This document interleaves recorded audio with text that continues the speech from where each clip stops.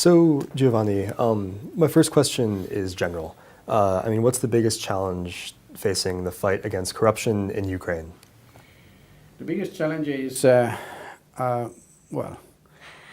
two biggest challenges. One is a cultural one. One has to change habits in the institutions, in the people working for the institutions, but also the citizens of Ukraine, understanding that corruption is not acceptable at any level, understanding that corruption affects and prevents any economic growth and economic development of the country, and even more worrying, corruption prevents any form of democracy actually in a country.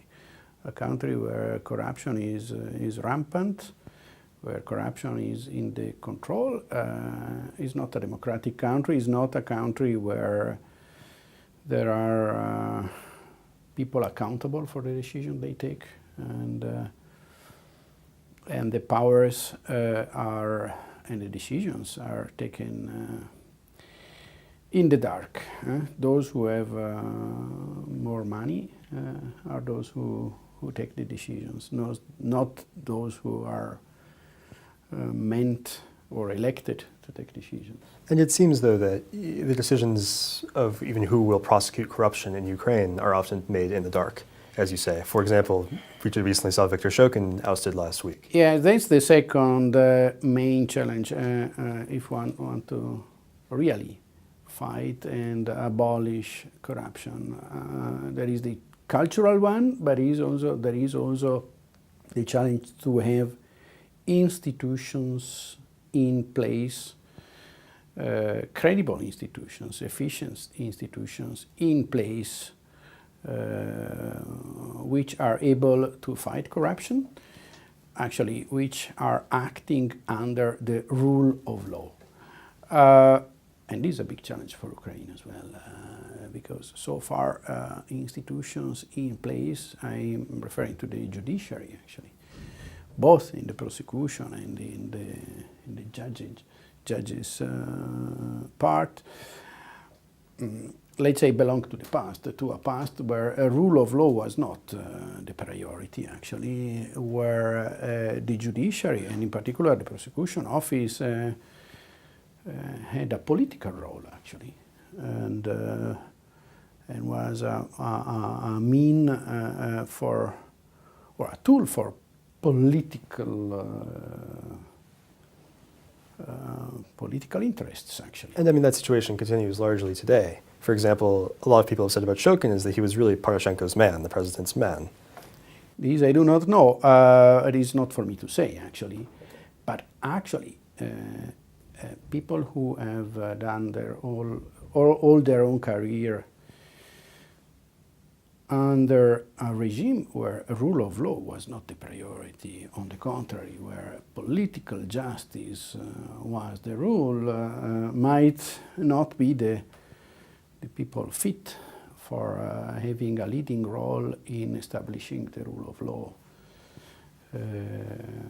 And the rule of law, which is necessary for Ukraine, where the law, the democratically chosen laws, are those who have to be applied and followed by everybody, and not political conveniences, political interests, or even worse, economic interests, which actually might influence, if not even govern, in the worst case scenario, the administration of justice. So what Ukraine needs are reliable, credible law enforcement, judiciary, institutions, and the institutions actually are made also by persons. On this I see there is something new and promising starting up.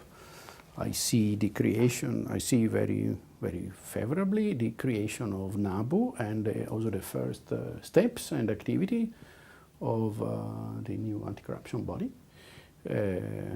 which has to be supported, and but I see as a first sign of a rule of law institutions which will be very helpful to Ukraine, but still much has to be done. And with Naboo specifically, I mean, there's been some criticism that its powers are limited, that maybe it's not a powerful enough organization to really attack corruption as it exists here. What do you think? Well, one can discuss at length about it, but actually I think that they already can do something very important.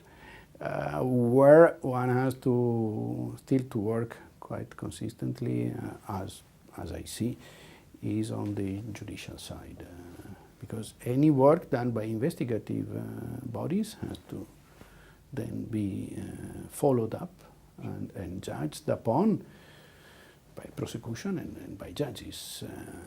So a serious reform of judiciary, it's also necessary, and of the role of judiciary, it's also a cultural reform.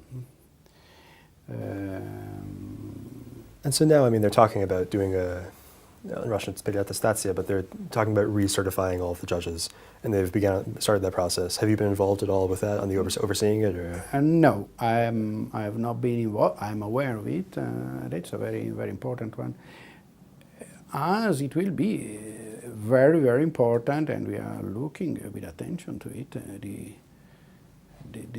The next appointments, top-level appointments, which have to be done, in particular for the General Prosecutor Office.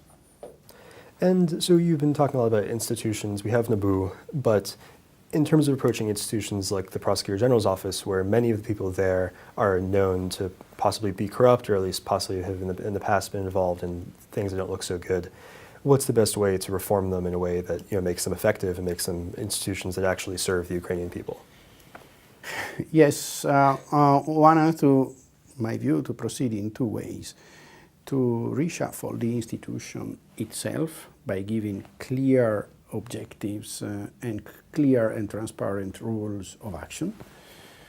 But this might be the less difficult part. And secondly, you have to appoint persons, so prosecutors in this case, accordingly. So who fit to these, let's say, new objectives, that is the enforcement of rule of law, actually.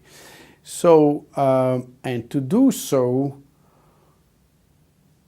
probably the best way is not to have political appointment of these high-level persons,